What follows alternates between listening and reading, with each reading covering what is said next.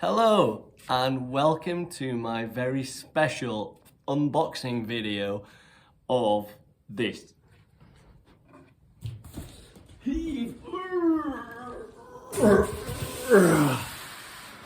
This is Pioneer XDJ RX3, and I think I'm one of the first people in the country to get one. So I'm going to tell you a little bit about my story, but first let's try and unpack it. Wow, it looks so cool. Yay. I personally have never owned something like this, so it's a bit of a big deal for me. That's what the box looks like. Now let's see if I can extract it from this box. You're not in a hurry, are you?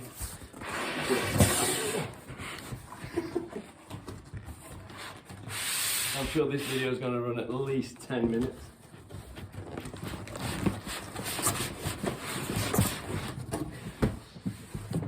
Yes! Feeling that? Hooray! Oh. White underneath. And you get a very nice big picture of the unit on the front. So, XDJ RX3. So I'm super thrilled to have this. My story is that I'm a drummer, and I got into DJing pretty recently. I like the idea of being able to do something musically without needing other musicians. So I thought, you know what, DJing related to drumming. It's like, you know, matching beats and making people dance and giving people a good time, creating a vibe. I've always loved all sorts of music that makes people dance. But I've been looking at, I've got cardboard in my mouth. I've been looking at getting something Pioneer for over 2 years. I've been watching all the YouTube channels, all the usual ones like Digital DJ Tips, High Fill, great channel, Crossfader. I set off on DJ Tech Tools with Tractor, and I've been watching a lot of James Hype videos, and I got the course, and I thought, you know, James Hype, he really uses his CDJs like musical instruments. Nobody I've ever seen uses CDJs like he does. I mean, the old school DJs, they use turntables, and they made the turntable into a musical instrument. But to turn the CDJ into a musical instrument, I thought that was amazing. So he's a massive inspiration. And someone else who actually, videos I've been watching, who really got me in was Prion Johnny. I think his videos about scratching on like little controllers and stuff, I think they were such an inspiration. So I was looking at getting originally the DDJ 1000. Everyone still says how amazing that is. And then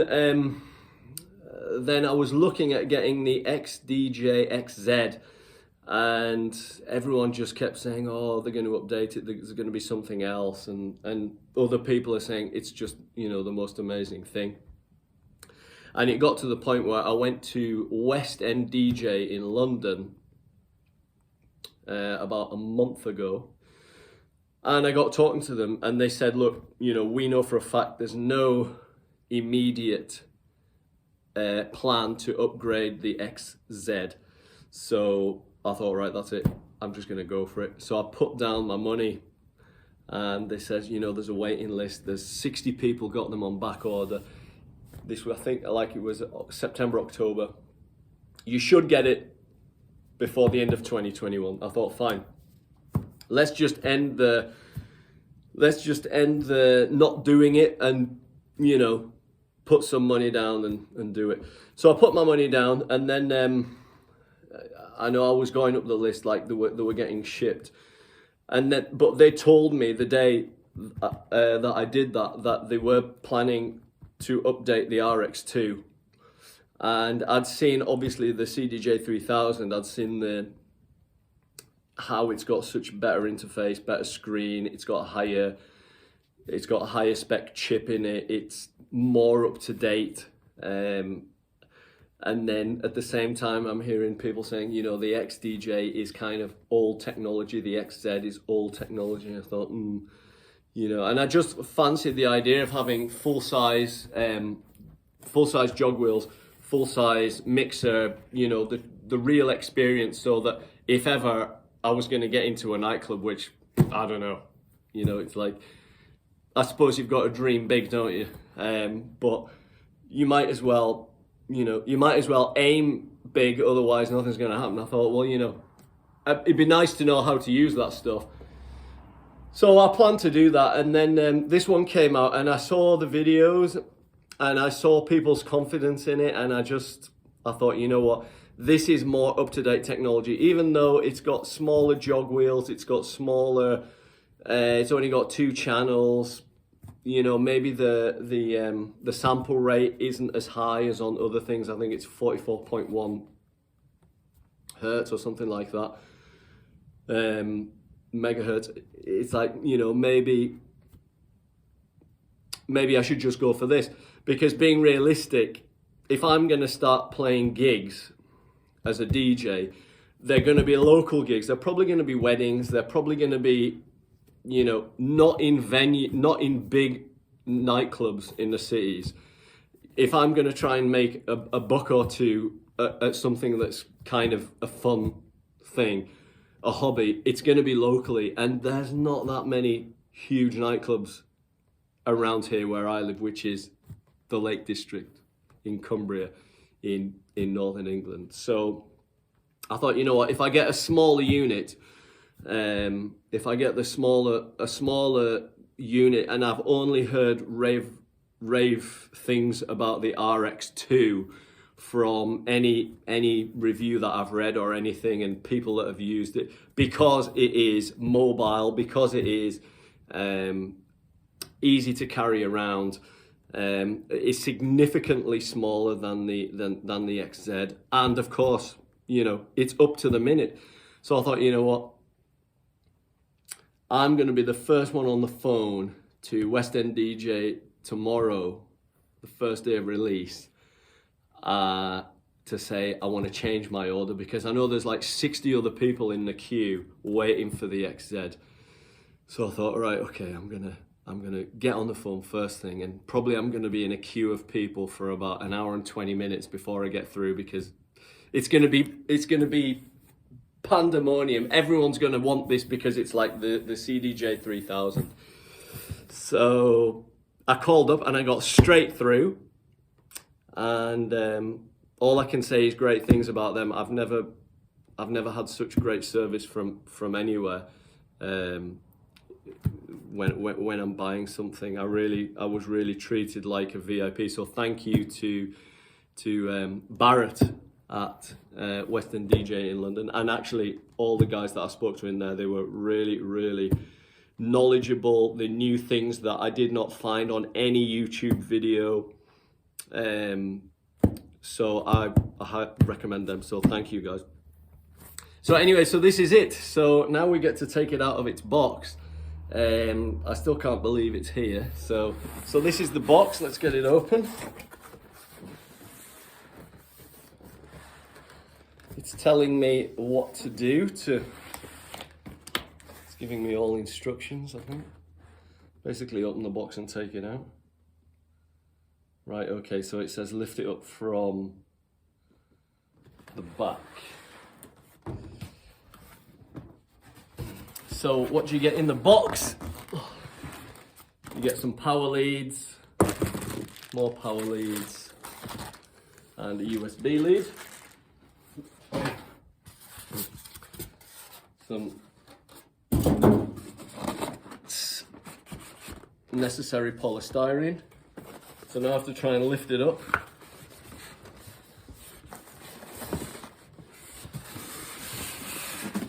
Hopefully this won't be the first unboxing where someone drops one on the floor. Oh, it's not that heavy. What a relief. me try and get the pocket out of the way. Excuse me 1 second.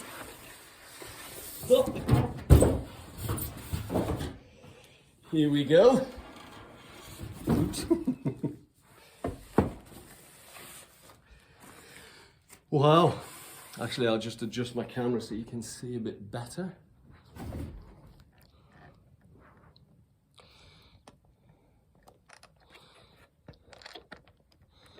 How's that? We can do a walk around and so on.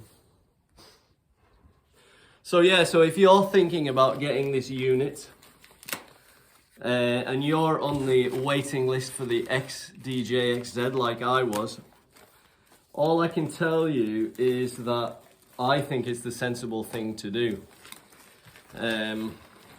Wow. Look at that. It doesn't look small when you see it in the flesh. It looks like pretty big.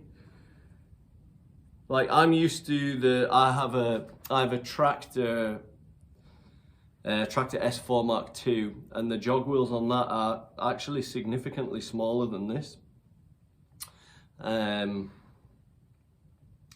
They feel amazing. Just seeing it is like, because I've never played with anything Pioneer, so this is like a total new experience for me.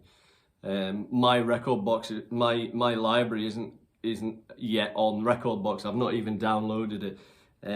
I just purely wanted to share my story of how I came to get this thing. Basically, once I'd made the decision to get it and swap from the XZ, swap my order, I didn't have any uncertainty about it, for the reasons that I've stated. Number one, it's up-to-date technology. Number two, if I get to play on, you know, the modern gear in the clubs, then I'm up to date. Number three, everyone raves about the screen anyway, which I think is kind of hilarious when people are talking about not using computers, because the whole plus point of using a computer is you've got a decent screen to look at. But anyway, that's another discussion. It's not too big. It'll like easily fit in a car boot. I'm going to get a flight case that's non-currently available yet, because I guess none of the companies have had a chance to make it. It's pretty light. It's not light, but it's carryable. You can carry it. And it's, you know, it's like, why do I need a 4-channel mixer with 2 channels that don't work standalone when I'm going to carry it around and not use those 2 channels? You know, and why do I need full-size jog wheels when I've never used them anyway? And another point is, whenever you see any of these pro guys making their videos, whether it's Phil from DJ Tips or Jamie on a Crossfader, or any of these guys, that none of them have any issue moving from one type of gear or one unit to another. It's just like, you know, they're used to it. Obviously they've put in probably thousands of hours of practice, but the layout isn't that different. You know, it's like, I've got 2 turntables and a mixer, so it's the same. So, you know, you've got your start and stop, your tempo fader, your mixer controls, and the basics are the same everywhere, aren't they? So, okay, so yeah, that's it. That's kind of what I wanted to say. I can turn it around so you can have another bit look. But there's loads of pictures of these. What can I say? The knobs all feel really smooth. These faders, yeah, that's seems nice. It seems like it's gonna be my next year or so's work figuring out everything. But it's a gorgeous unit, and like, I think the thing that surprises me the most is the size of the jog wheels. They're not that small. Like, if you think about it, it was from CDs, I don't know, that looks about the same size as a CD to me. It does. It's really not that small. I'm pleasantly surprised about that. So yeah, so this is me starting my journey with Pioneer and getting out there and seeing what I can do. I mean, I have played one gig as a DJ already, but it was mainly just with a computer. So getting into doing this and learning all James Hype's tricks, that'll take me the next probably 30 years. But it's exciting. So yeah, so there you go. So I decided to opt for this one instead of the XDJ XZ, and I think, you know, taking everything into account and the fact that, you know, I'm sorry, but the XDJ XZ is going to be obsoleted by something much sooner than this one. That's one reason alone. If I decide to, you know, if they ever make a replacement for the XZ or supersede it, which they're gonna obviously in the next year or two, then the XZ is gonna be out of date. But this one has got at least, you know, another couple of years where it'll be 100% relevant. So I thought, you know what, let's just when you get something up to date and go from there. So okay, great. So I hope you've enjoyed this video, and if you've got any questions, let me know. Hopefully I'll post a few videos as I get things going with it, and get to grips with everything that it can do, and maybe some of the things that it can't do. Actually, that was one last thing about my decision, is that, you know, when you're creating with music, a part of the thing that is creative is having certain limitations. So when I looked at getting something with 2 channels instead of 4 channels, I thought, well, you know what? Let's learn to run. Sorry, let's learn to walk before we start running. Because if I get good at mixing on 2 channels, well, mixing on 3 or 4 channels, I can do that afterwards. I know there's certain people who think that mixing with four decks is totally ridiculous. You know, that's fine. Everyone's entitled to their own opinion. It's actually just a different style, and your tracks are different. You know, I think the key thing I've noticed about 4-track mixing is that you're using acapellas and you're using sparse tracks, or you've got like jingles on one track, or, you know, effects on one track or whatever. But, you know, if you can't do it on 2, you're certainly not going to be any better on 4 channels. So I'm just going to try and master these 2 channels, and yeah, so I'm really excited. So thank you for watching. This video's a bit longer than what I thought, but I hope I've helped you if you're making a decision whether to get one of these or to get the XZ. You know, it was a hard decision. If you decide to go for the XZ, hey, I completely can totally understand why. You know, it was literally like 49% one way, 51% the other way for me. So there is, as everybody says, there's no right and wrong, but this is the reasons why I went for this. And I feel for me, I've made the right decision. I'm not going to be hitting the Ministry of Sound in the next 6 months, being realistic. I'm not, you know, I'm going to be doing local events. If I'm doing anything with DJing and earning money, I'm going to be playing in little bars in local towns, little local events, and this is probably the maximum size that they will take. Plus I've got a small car. Fitting that XDJ XZ in, I would need to put both my seats down, and I still don't know if it would fit in.